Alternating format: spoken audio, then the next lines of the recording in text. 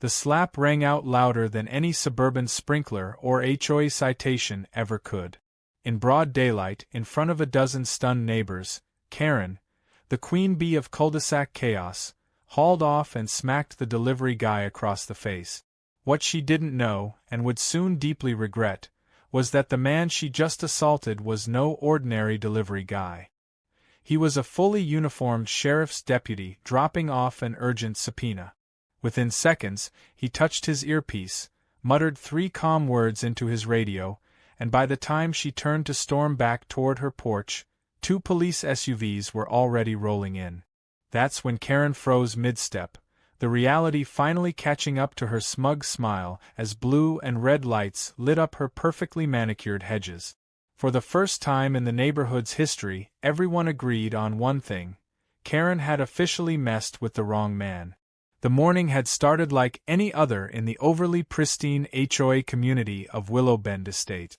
Birds chirped in unnaturally perfect harmony, the smell of overpriced mulch filled the air, and Karen was already on her second walk of the morning, clipboard in hand, scanning for violations. She fancied herself more than just the HOA president. She saw herself as the visual protector of the neighborhood. If a car parked too close to the curb or a lawn gnome leaned a little too left, Karen took it personally. Her obsession with perfection had reached a fever pitch recently, especially after her fountain-facing window became her new favorite meditation zone. That morning, her peace was shattered when a county sheriff's truck pulled up directly in front of her property, idling for what she deemed to be an offensive length of time. Inside was Deputy Cole Winston, a seasoned sheriff's officer with over a decade of experience, currently assigned to assist the county attorney's office with civil process service. His task was simple: deliver a sealed envelope to a home 2 doors down. Cole, wearing full uniform with visible badge, stepped out calmly and walked up the sidewalk. Karen, of course, was already on the move. Wearing her signature pastel tracksuit and oversized sunglasses, Karen power-walked toward Cole like a missile in motion. She didn't recognize the uniform, perhaps too focused on his truck or blinded by her own need to control the scenery. She didn't ask questions. She didn't even give him a chance to explain. With her finger jabbing toward the truck, she launched into a monologue about how dare he obstruct the community's visual harmony, lecturing him on HOA-approved parking zones and optical pollution. Cole stood calmly, shoulders relaxed, trying to get a word in. But Karen was on a roll. Then, out of nowhere, she slapped him. It wasn't theatrical. It wasn't a light tap.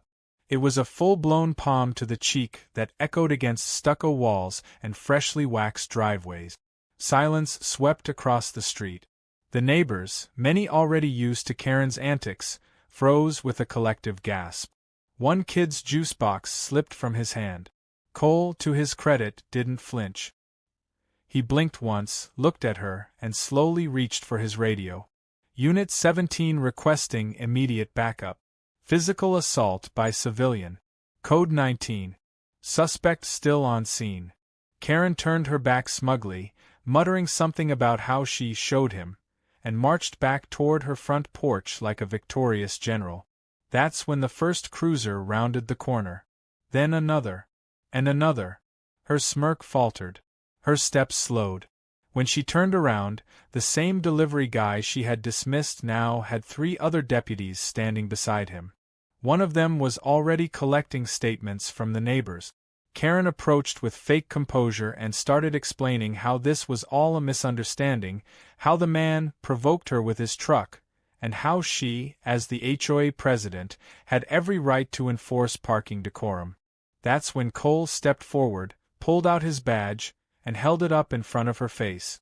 You assaulted a uniformed law enforcement officer while I was performing a county-mandated legal duty. And it's all been recorded. Karen's expression didn't just fall. It crumbled. The blood drained from her face so quickly, it was like watching a sandcastle hit by a tidal wave. Her mouth opened but no sound came out.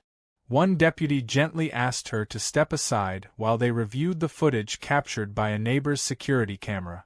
The camera, conveniently placed just above the driveway, had caught everything: the slap, the insult, and the blue SUV with "County Sheriff" plastered clearly on the side. The neighborhood buzzed like a beehive on fire. People peeked from blinds, phones glued to recording app. Mrs. Benning, a retired civil attorney who had always clashed with Karen, stood in her doorway sipping tea with the biggest grin anyone had ever seen on her wrinkled face. "Told y'all that woman was gonna go too far someday," she whispered to her cat. Karen, now visibly trembling, tried to play the victim card. "I didn't know he was a sheriff. His truck didn't have lights on. How was I supposed to know? He looked like a delivery guy." "He was delivering a subpoena," one deputy replied flatly. "To the neighbor," added Cole calmly. "2 houses down. I wasn't even parked for more than 5 minutes." Karen stammered and fumbled through excuses, even trying to cite imaginary HOA parking bylaws, but no one was listening anymore.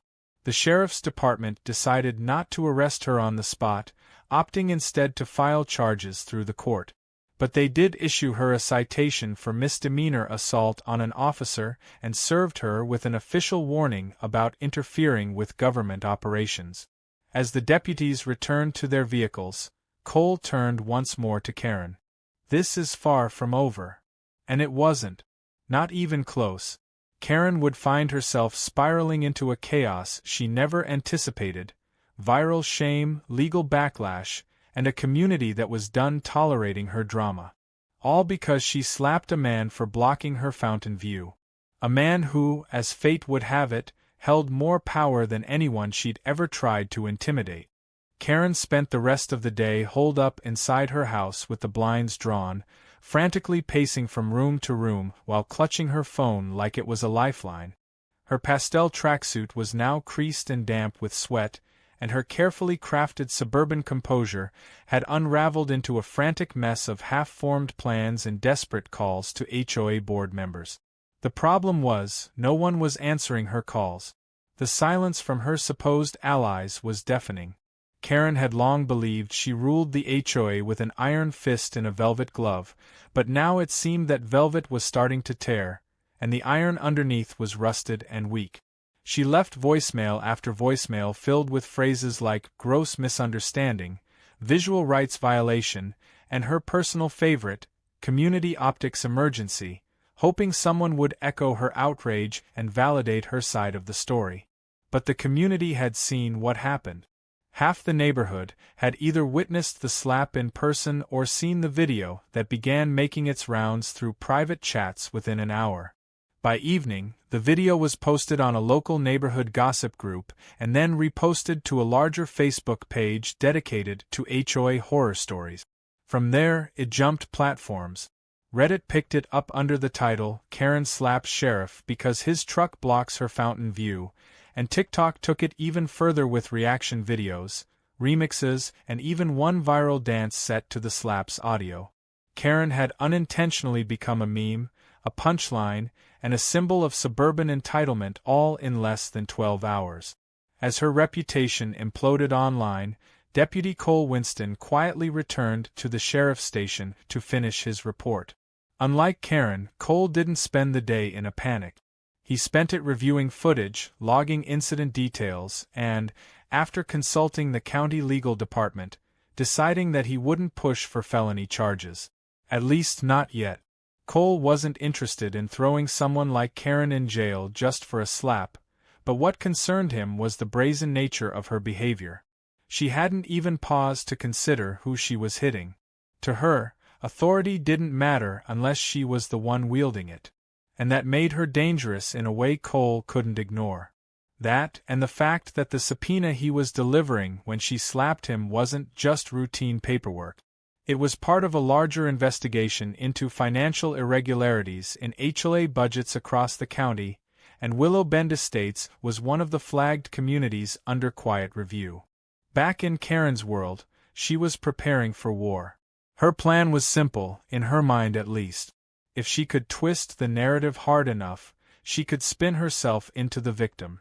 She composed an email to the entire HOA board declaring that she had been harassed, intimidated, and physically threatened by an off-duty law enforcement agent who failed to identify himself properly and was unlawfully obstructing her property's visual access. She even attached blurry photos of Cole's parked truck from an old security cam angle, trying to argue that it lacked proper identification lighting and could be mistaken for an ordinary vehicle. Her language was dense, full of legal buzzwords she barely understood, and her tone was a mixture of faux professionalism and passive-aggressive righteousness. To her dismay, not everyone bought into it. Mrs. Benning, a retired civil attorney who had lived in the community since it was built, sent a scathing reply to the entire board dismantling Karen's claims one by one. She cited legal precedent, referenced municipal codes, and pointed out in detail how Cole's vehicle had clear sheriff markings and how Karen's behavior constituted textbook assault. Her final line in the email read, "Attempting to rationalize physical aggression with aesthetic grievance is not only dangerous, it is absurd. The HOA cannot afford to be represented by someone with such poor judgment." The email spread just as fast as the video had. By midnight, most of the board had responded with short, cautious messages agreeing with Mrs. Benning or urging for a special meeting. Karen, however, wasn't about to give up. If she couldn't win over the board with emails, she'd weaponize the rules. She dove into the HOA's massive, outdated rulebook and began crafting an aggressive new proposal. Her idea was to introduce a community regulation that would make it an HOA violation for any non-resident service vehicle to park in front of any house for more than 5 minutes without prior written approval from the homeowner. She labeled it the Visual Harmony Clause and argued it would protect the neighborhood's image. To her, this wasn't just damage control, it was a power play. If she could pass this rule, she could indirectly ban Cole and anyone like him from even stopping on her street again. The next day, she printed physical copies of her proposed amendment and hand-delivered them to every mailbox in the neighborhood, complete with highlighted phrases and a personal note urging neighbors to stand up against abuse of parking privileges. She had no idea that several residents had already seen the sheriff's report shared by a cousin on the county's Facebook page. Worse still, the teen next door had posted a new clip of Karen ranting about unattractive truck colors while pointing at Cole's vehicle. The audio was crystal clear. Karen's credibility was dissolving faster than cheap siding in a thunderstorm. Meanwhile, Cole received a call from a county legal advisor about Karen's newly proposed rule. It was amusing on the surface but potentially serious underneath. If she was using her position to obstruct law enforcement under the guise of HOA policy, that opened the door to legal retaliation. Cole was advised to forward the full incident report to the county attorney. They weren't just interested in the slap anymore, they were curious about the HOA's financials, the pattern of enforcement, and the potential misuse of funds. Cole agreed and attached the subpoena copy he'd originally been delivering, along with a note pointing out that Karen's house was the location from which multiple flag payments had been signed off. While Karen prepared for a neighborhood campaign she thought she was winning, she remained completely unaware that she was poking a much larger bear. Her attempt to silence the sheriff had instead spotlighted her own backyard, and it wasn't long before the HOA's financials, her spending authorizations, and even her cousin's lawn service contract would come under scrutiny. The woman who slapped a sheriff to protect her view was about to get an up-close view of something else entirely, justice. And it would be far less flattering than a water fountain. Karen awoke the next morning with a newfound sense of control, the kind only someone completely unaware of their collapsing world could muster. She poured herself a green smoothie and glanced out the window to admire the view she had tried so hard to protect. Her prized fountain, the symbol of her dominance over the neighborhood's visual harmony. What she didn't realize was that her attempted return to power had not only failed, but it had backfired in ways she couldn't yet fathom. As she sipped her smoothie, humming to herself and tapping her planner with a pen, across town, a far more serious discussion was unfolding behind closed doors at the county sheriff's office. Deputy Cole sat across from a county investigator and a legal analyst, reviewing Karen's past actions in detail. After forwarding the footage and HOA financial data to the appropriate authorities, the matter had evolved from a slap incident into something far more concerning. There were signatures on suspicious landscaping contracts, payouts for community beautification consulting, and a trail of digital receipts that linked HOA funds directly to a shell company operated by Karen's cousin. The company, ironically, had billed the HOA for nearly $30,000 in the last 2 years, all for decorative enhancements that never appeared. Cole had delivered that subpoena to a resident who was unknowingly listed as the treasurer for one of those fake authorizations, and his surprise delivery had blown the cover off Karen's delicate operation. Back at Willowbend, Karen's campaign to rally support for her new HOA regulation was faltering. Her proposed visual harmony clause, which she expected would rally the residents behind her, was instead met with blank stares and polite nods. The neighbors were tired of her nonsense. They were tired of surprise fines, of her patrolling the sidewalks with a camera phone, and of her open hostility toward delivery workers, repairmen, and now, apparently, uniformed law enforcement officers. For years, they had tolerated her out of fear of fines or social backlash. But now they had something else, proof. The video of the slap had made Karen infamous, and for the first time, she was facing public mockery instead of silent compliance. She marched into the HOA's clubhouse later that afternoon wearing her best power outfit, a cream-colored blazer over a coral blouse with gold buttons, and carrying a stack of newly printed flyers. As she handed them out, her tone was cheerful but tight with control, each sentence delivered with forced enthusiasm as she encouraged board members and residents to restore community integrity through responsible vehicle placement. No one said anything directly to her, but as soon as she turned away, people either tossed the flyers or slipped them into their bags out of awkward politeness. What she didn't know was that several of them had already been contacted by Mrs. Benning, who had quietly started organizing a vote to suspend Karen's leadership on the grounds of misconduct and misuse of authority. Karen's efforts to reassert control grew increasingly frantic.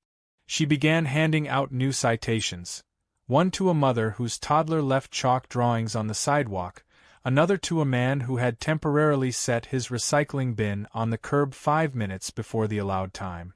She cited people for wind chimes, for minor cracks in their driveway sealant, even for curtains that didn't match the community palette. But these actions no longer inspired fear. Instead, they were met with eye rolls, sarcasm, and in one case, a neighbor taping a giant poster of the American flag across their garage with a caption that read, "This view is for everyone." The more she tried to tighten her grip, the more the neighborhood slipped from her control. Meanwhile, Cole continued quietly building a case with the county. With each document and transaction flagged, the picture became clearer. Karen wasn't just annoying. She wasn't just entitled. She was operating with the arrogance of someone who had convinced herself that she was above accountability. Her slap was just the spark. Now, the fire had reached the foundation of everything she'd built. Cole also discovered that Karen had filed a formal complaint against him with the HOA's Internal Grievance Committee, claiming he had intentionally parked in a location known to cause her emotional distress. The irony was almost comical. He forwarded it directly to the county attorney, who added it to the growing list of absurdities in her file. 1 week later, the HOA board scheduled a closed meeting. Karen thought it was to finalize the parking rule. In her mind, this was her moment of redemption. She even rehearsed a speech about reclaiming community standards and preserving the aesthetics that increase property value. But when she walked into the meeting room, she was met with silence. Mrs. Benning stood at the center table with a man Karen didn't recognize. He introduced himself as an independent auditor appointed by the county. Karen blinked, confused, then immediately shifted to rage, demanding to know who authorized an outsider to attend an HOA board meeting. That's when she was handed a letter. A legal one. It was a notification that, due to ongoing investigations, her financial decisions as HOA president were now under review and she was being temporarily suspended from her role pending outcome. Karen's voice cracked as she tried to protest, but the board wasn't interested in her excuses anymore. Her name, once spoken with forced respect, now carried the weight of scandal.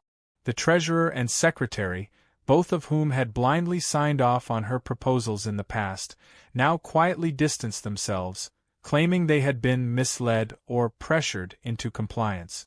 One even brought a file of forwarded emails showing how Karen had altered invoice descriptions to bypass approval requirement. The room turned ice cold. Karen realized she was alone. Outside, word spread like wildfire. The residents, once fearful of her reign, now laughed openly. Memes of her speech excerpts surfaced online. Someone edited one of her HOA warnings into a fake movie trailer titled Karen, Enforcer of Views. The sheriff's department issued a public statement confirming that a civil complaint had been filed regarding the assault and that additional charges related to misuse of community funds were being explored. Karen tried one last act of desperation. She posted a long Facebook rant accusing the HOA board of betrayal, Cole of harassment, and the neighborhood of being ungrateful for years of dedicated service. The comments section turned into a battlefield, but not the kind she was used to winning. Her empire, once built on paper citations, fear, and overwatered lawns, was crumbling fast. She didn't know that Cole had just been invited to speak at a county oversight committee about community law enforcement cooperation, and that her HOA would be featured in his opening presentation. Karen had tried to rewrite the rules of her neighborhood to suit her own delusion of control. Instead, she ended up putting herself on trial. And the next chapter of her downfall was just beginning. Karen didn't sleep the night before her court appearance. She lay awake in her bedroom, staring at the ceiling, stewing in a thick stew of denial, anger, and desperation. Her social media rants had backfired, her allies on the HOA board had ghosted her, and her once adoring neighbors were now either laughing behind her back or actively preparing for the vote to remove her from power. But Karen wasn't the kind of person to admit defeat. Instead of calming down or reflecting on her actions, she went all in. By sunrise, she had printed out screenshots of comments that supported her, mostly random internet users who had no context, and she tucked them neatly into a binder labeled, Evidence of Harassment. She dressed like she was attending a garden club luncheon, in a pale pink skirt suit with matching heels and pearls, as if her pastel appearance would neutralize the mess she had created. What she didn't realize was that the courtroom wasn't another HOA meeting. It was the real world now, and in the real world, slapping a sheriff in uniform had consequences. Deputy Cole arrived in uniform, calm and collected. He wasn't there for revenge or drama. He was there to testify to fact. The courtroom wasn't packed, but a few community members came to witness the spectacle, including Mrs. Benning, who sat near the back with a legal pad and that same knowing smirk she always wore when Karen made a fool of herself. Karen was representing herself, of course. She'd fired the public defender, who briefly offered to help her after accusing him of not understanding HOA law. She was convinced that her knowledge of neighborhood regulations would carry weight in a legal setting. It didn't. The moment the judge called the room to order, Karen launched into a rambling opening statement about community order, mental stress from unsightly vehicles, and her role as a volunteer civic official. The judge interrupted her 5 minutes in to ask if she intended to address the assault charge. She blinked and said, "Obstruction of visual peace leads to community collapse, Your Honor." That was the first time the court reporter audibly chuckled. Cole was called to the stand next. He testified clearly and succinctly, walking the court through what happened, why he was parked there, and how Karen had approached him with zero provocation and slapped him in front of witnesses. He didn't embellish. He didn't editorialize.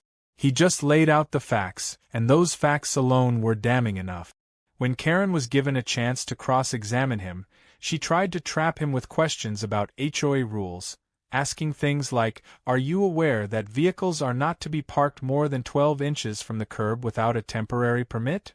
Cole stared at her and responded, "I was delivering a legal subpoena as part of my official duties, wearing full uniform in a county-marked vehicle. I wasn't applying for a parking permit." Her defense unraveled from there. When the prosecution played the security footage, complete with audio, of Karen slapping Cole, followed by her declaring that she didn't care who he was, the courtroom collectively exhaled in disbelief. Even the judge leaned back in his chair, lips pressed together in that silent expression of someone who had seen too many ridiculous cases. Karen tried to claim the video had been edited. She waved around her binder of printed Facebook comments, trying to submit them as evidence of community pressure. She argued that her slap was a symbolic gesture to defend her neighborhood from government overreach. The judge cut her off mid-sentence and reminded her that assaulting an officer was neither symbolic nor excusable. Just when everyone thought things couldn't get more ridiculous, Karen shifted tactics and claimed emotional distress. She described sleepless nights, ruined brunches, and how her standing in the community had been irreparably damaged because of what she called a coordinated smear campaign. She didn't realize that Cole's legal team had already subpoenaed her social media history. The prosecutor calmly read aloud a series of her own Facebook posts where she bragged about putting the delivery guy in his place, and boasted that this whole thing will blow over once the HOA gets back in line. The judge finally ended the circus by finding her guilty of misdemeanor assault of a public officer and issued a civil fine alongside mandatory community service. But he didn't stop there. Given the nature of the incident and her role in the community, he also authorized the county to proceed with a full audit of the Willow Bend HOA's finances. That decision hit Karen like a truck. Her hands shook as she fumbled with her papers, her expression collapsing into barely restrained panic. She tried to object, claiming the court had no jurisdiction over HOA matters. The judge didn't even bother to respond. Outside the courtroom, Karen stormed down the steps, paparazzi-style photos being snapped by a local teen who sold HOA scandal updates to a neighborhood newsletter. She shoved the camera away, nearly tripping over her heels. Reporters from a local radio show tried to ask questions, but she ignored them, muttering under her breath about conspiracies and slander. Cole didn't linger. He quietly exited from a side door and returned to the station, where he was informed of something far more interesting than Karen's meltdown. A tip had come in about the shell company receiving HOA funds. The tip included an anonymous witness willing to testify that Karen personally instructed them to approve forged invoices for services never rendered. The fraud investigation, which had once been just a whisper, now had teeth. Meanwhile, the HOA board held an emergency vote. Without Karen present to manipulate or intimidate them, the decision was swift and unanimous. She was permanently removed from her post, and her name was scrubbed from all official communications. An interim president was appointed, and a forensic accounting firm was hired using remaining HOA emergency funds. When the results came back days later, they confirmed what many suspected. Karen had greenlit over a dozen payments totaling more than $40,000 for fictitious landscaping, consultant fees, and even emergency beautification response, a fake category she had invented to funnel money without requiring pre-approval. The invoices all traced back to her cousin's company. When a notice of restitution arrived at Karen's house, ordering her to repay funds and relinquish certain community privileges until the debt was resolved, she snapped. Her final act of desperation was an email sent to every resident in the neighborhood. In it, she claimed she was being silenced by corrupt forces, hinted at legal revenge, and threatened to sue the entire HOA for emotional damages. But her rant fell flat. Not a single person responded. The silence was louder than applause. Karen's front yard, once the most obsessively trimmed and photo-ready in the neighborhood, now sat unattended. Weeds poked through the gravel borders. Her prized fountain, once the source of all this chaos, had gone dry. It was fitting, The monument she once built to her control now sat as a cracked, algae-streaked reminder of what happens when entitlement goes unchecked. And across the neighborhood, families finally walked their dogs, parked their trucks, and let their kids play chalk games in peace, while the woman who ruled with citations and threats disappeared behind closed blinds, waiting for a redemption that would never come. 3 weeks after her courtroom disaster, Karen barely showed her face in public. Her once daily sidewalk patrols had stopped entirely, replaced by peeks through tightly drawn curtains and occasional angry muttering from behind closed windows. The neighborhood had moved on without her. The HOA board meetings were peaceful, efficient, and shockingly productive now that her voice no longer dominated every agenda. New initiatives were passed with community input, and for the first time in years, neighbors felt like they were part of something instead of ruled by someone. But Karen wasn't done. She still clung to the fantasy that she could win back control, convinced that she'd simply made a few tactical missteps. In her mind, her downfall was temporary, her suspension unjust, and her neighbors ungrateful fools who had forgotten all she had done for them. She refused to accept that the power she once held had evaporated entirely. And so, she plotted. The neighborhood cookout, organized by the new interim HOA president and a few enthusiastic residents, was scheduled for the first Saturday of the month. It was a celebration of unity, a symbolic reset for Willow Bend. Flyers were passed out, grills were prepped, games for kids were planned, and a community bulletin board featured a special "Thank You" section recognizing Deputy Cole for his professionalism and integrity during the recent scandal. Karen hadn't been invited. Officially, no one was banned from attending, but everyone knew it was an unspoken rule that she wouldn't dare show her face. Or so they thought. The day of the cookout was perfect. The sky was clear, a light breeze rustled the trees, and the scent of barbecued ribs and grilled corn filled the air. Neighbors mingled freely without fear of citation. Kids drew chalk art all over the sidewalks without any looming lectures about HOA cleanliness standards. Laughter echoed through the cul-de-sac, and a local musician strummed cheerful tunes near the community gazebo. It was the kind of relaxed joy Willow Bend hadn't experienced in years. Then, around mid-afternoon, someone spotted her. Karen appeared at the edge of the gathering wearing a large sun hat, oversized sunglasses, and what appeared to be a black wig awkwardly stuffed under her hat. She had swapped her usual pastel wardrobe for a plain beige outfit and carried a notepad tucked under her arm. For a moment, no one moved. A few people did double takes, trying to process whether they were imagining her or if she was really trying to sneak into her own neighborhood's celebration in disguise. Then it became obvious. It was her. And she was holding her phone like a body cam, recording conversations and license plates, pretending to be just another curious visitor. Cole, who had arrived about an hour earlier with a tray of brownies and a few off-duty colleagues, was chatting with Mrs. Benning when he noticed the subtle change in the crowd's energy. Heads were turning. A low murmur began to ripple through the group. He followed the direction of the whispers and saw her. Even from 30 feet away, her posture gave her away, rigid spine, clenched jaw, and that unmistakable air of self-righteous superiority trying to cloak itself in anonymity. Without a word, he walked over. Karen froze as Cole approached.